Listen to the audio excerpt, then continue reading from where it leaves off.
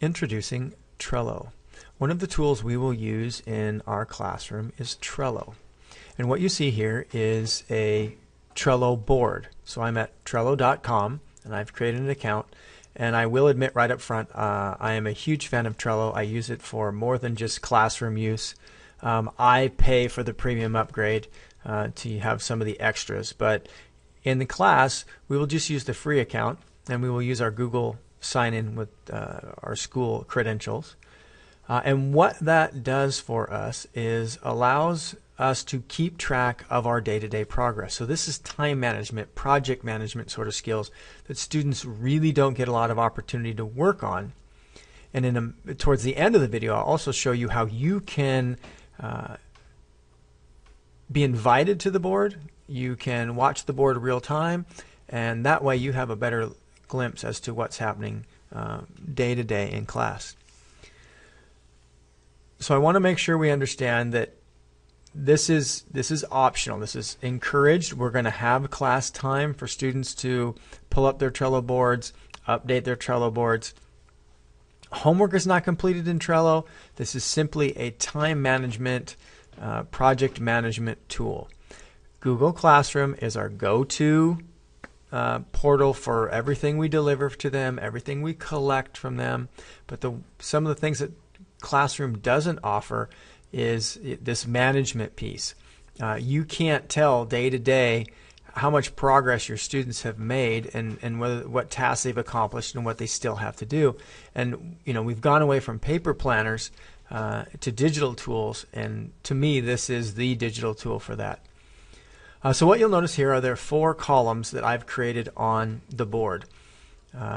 Students can create as many columns as they want. You can rearrange the board a number of ways. I'll slowly reveal tips and tricks to them, but most of them explore things enough that they'll find them out on their own.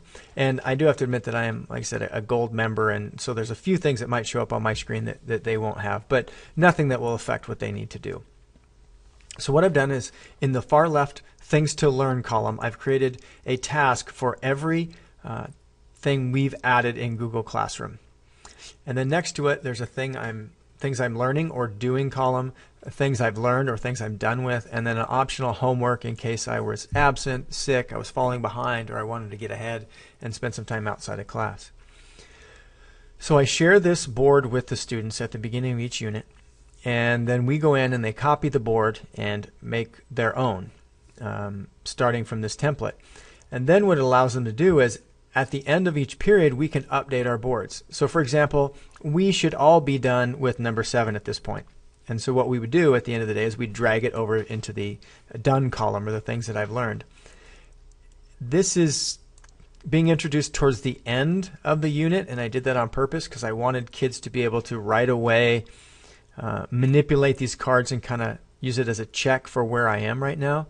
The next unit will get it right up front.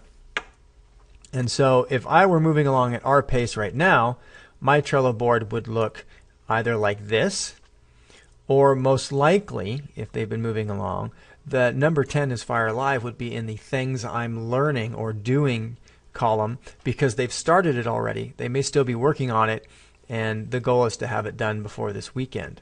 And as they finish, they would move it over into the Things I've Done column. So that's a quick overview of Trello. The other feature I wanted to show you is that if they go up to the person icon with the plus and they click plus, they can give you, as a parent, you can put in your email address and it will send you an invitation to this Trello board. If you've already got an account on Trello, it'll pull up automatically and autofill and just give you a notification that you've been added to another board.